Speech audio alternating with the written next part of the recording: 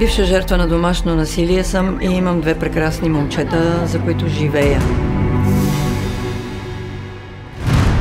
Като цяло съм израснал изключително бедно, в недоимък. На края на месеца събирах жълти стотинки, за да успея да платя наема и да си купя някаква храна. Финансовите измами се случват в доста семейства в България. Хората не знаят своите права, много често не знаят последиците от задълженията, които поемат. Кредитите върват, а децата искат да ядат в крайна сметка. Аз не мога само да изплащам кредити. Какво ще сложа днеска на масата на децата, как ще ги изпратя на училище?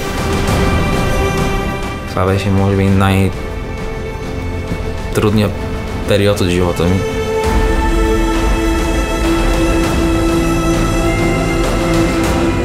Един от големите проблеми на нашето общество е това, че наистина сме изключително бедни.